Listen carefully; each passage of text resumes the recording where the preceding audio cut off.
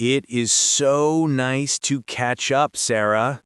It feels like this week has been incredibly long. I know what you mean, Leo. A relaxing coffee with a good friend is the perfect way to end it. It feels like we are finally settling into autumn now.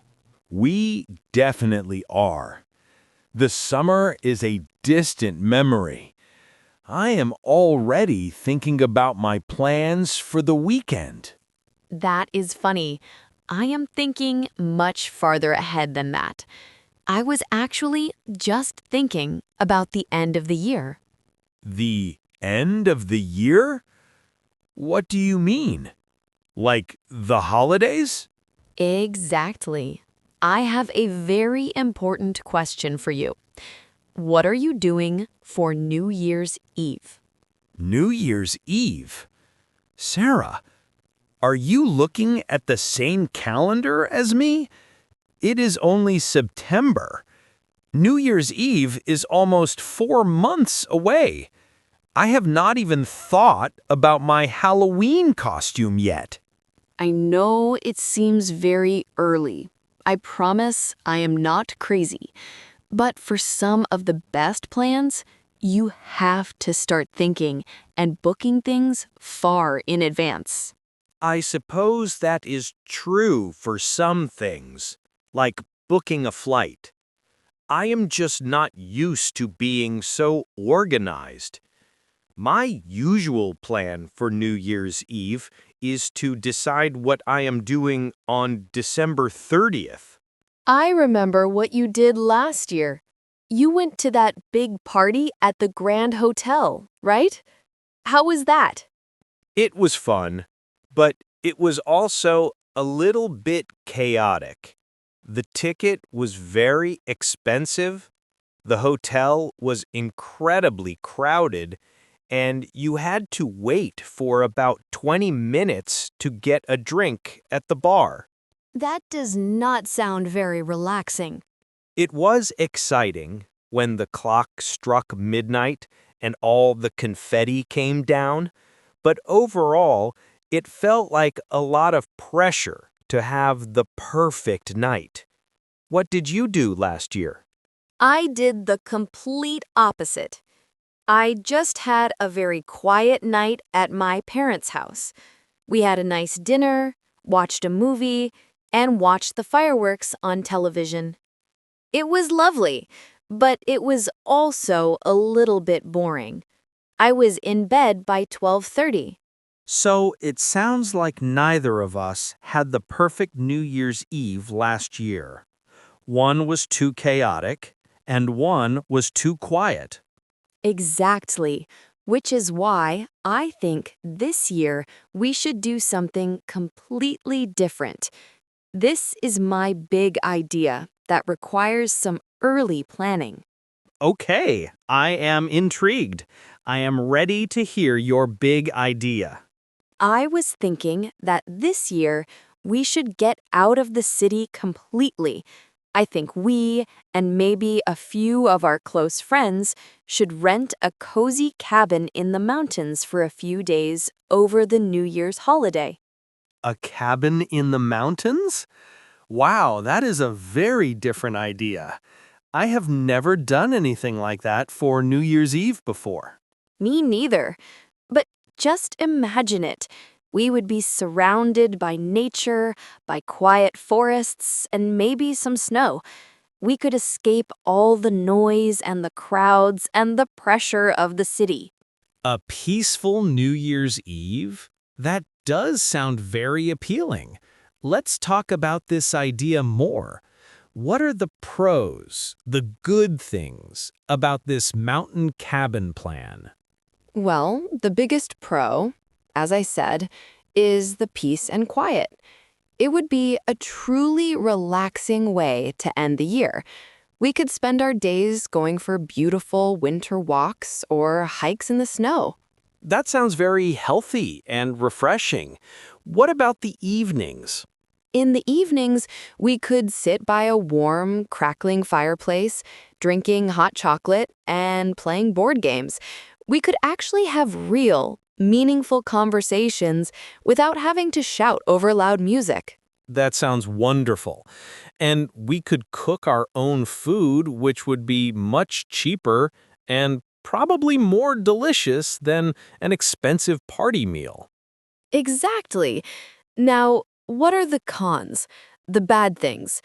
The biggest one I can think of is that we would miss the big fireworks display in the city. I know a lot of people love that tradition. That is a good point.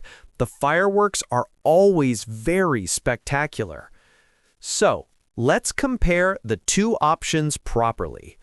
Option 1 is our traditional city celebration. Right. Option 1 involves getting dressed up in fancy clothes, maybe going out for a special dinner at a nice restaurant, and then going to a big organized party with a DJ and a lot of people. The atmosphere at a big party can be very energetic and exciting. It feels like a big celebration. And then at midnight, we would all go outside or to a rooftop to watch the fireworks. That is the classic New Year's Eve experience. It is a lot of fun, but it is also, as we said, often very crowded, very loud, and very expensive. Now let's compare that to option 2, the mountain cabin. The atmosphere would be the complete opposite. It would be quiet, calm, and very casual. No fancy clothes required. The celebration would be much smaller and more intimate, just a small group of close friends. Instead of fireworks, we would look at the stars in the dark, clear sky. When you describe it like that, the cabin in the mountains sounds much better to me this year. I think I am getting a little bit old for the big, loud party scene. Me too. I love the idea of having a more meaningful and relaxed start to the new year. I want to wake up on January 1st feeling refreshed and peaceful, not with a headache from a loud party. I could not agree more. Waking up to a beautiful mountain view sounds like the perfect way to begin a new chapter. So, are we in agreement? Should we officially choose the mountain cabin plan? Yes, I am 100% on board with this plan. It is a brilliant idea, Sarah. I am already feeling excited about it, and it is only September. I am so happy you agree. I thought it was a great idea, too. It will be a New Year's Eve that we will actually remember for a long time. Okay, so now that we have decided on the plan, we have to talk about the practicalities. The reason you started this conversation so early. Exactly. The practicalities. The first one is the budget. Renting a cabin for 3 or 4 nights over a major holiday like New Year's is not cheap. I can imagine. The prices are probably much higher during that week. They are. But if we share the cost between a group of, say, 6 friends, it actually becomes very affordable. It would be much cheaper for each person than a ticket to a big city party. That is a very good point. So, the first step is to find out which of our friends would be interested in this idea. Right. The second practicality is booking. The best and most affordable cabins get booked months and months in advance. If we wait until November or December to look, all the good places will be gone. That is why we need to act now. I see now why you are planning in September. You are very smart. I try to be. Okay, let's do the fun part of the planning now. What would we actually do at the cabin? We already mentioned going for winter walks during the day. That sounds perfect. What about the big night itself? What would we do for our New Year's Eve celebration? I think we should all cook a special dinner together. We could make it a collaborative effort. I can be in charge of the main course, maybe a nice hearty stew. And I can be in charge of the appetizers and the drinks. I can make some nice snacks for us to eat earlier in the evening. And we can ask our friends to each be in charge of one thing, like a side dish or a dessert. It would be a fun team activity. After dinner, we could play some of our favorite board games or card games. A board game night for New Year's Eve. That sounds so much more fun than a crowded dance floor. And we could also make a list of our favorite classic movies to watch. That is a perfect plan for the evening. It is all about good food, good games, and good conversation. You know, thinking about the new year makes me think about New Year's resolutions. Oh no. The classic topic of conversation on New Year's Eve. Are you a fan of making resolutions? I am.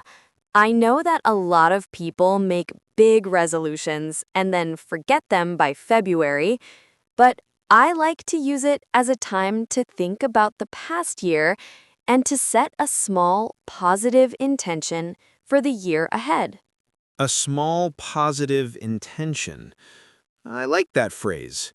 It sounds much less stressful than a resolution. Have you already thought of one for next year? I have. I think my intention for next year will be to read more books. I have been spending too much time on my phone, and I miss the feeling of getting lost in a good story. That is a wonderful goal. I might steal that one. I think my intention will be to try to learn a new skill. I have always wanted to learn how to play the guitar. Maybe next year will be the year I finally start. Learning to play the guitar would be amazing. I think those are both excellent and achievable intentions for the new year. See? Our trip is already inspiring us. It really is. Okay, I feel like we have a really solid plan here. We have the idea, we have the activities, we have the budget in mind. What is the next step? The next step is to take action. I am going to create a group chat with a few of our closest friends, Maya, Tom, and Jessica. I will send them a message explaining our mountain cabin idea. What should the message say? I will explain the concept, the relaxing vibe, and the approximate cost per person. Then I will ask them who is seriously interested. We need to know our final group size before we can book a cabin. That is the perfect way to do it. While you do that, I can start doing some research online. I can look for websites that rent cabins in the mountains and see what is available. That would be a huge help. We make a very good planning team, Leo. We do. I am so excited about this plan now. Thank you for being so organized and for thinking of this so early.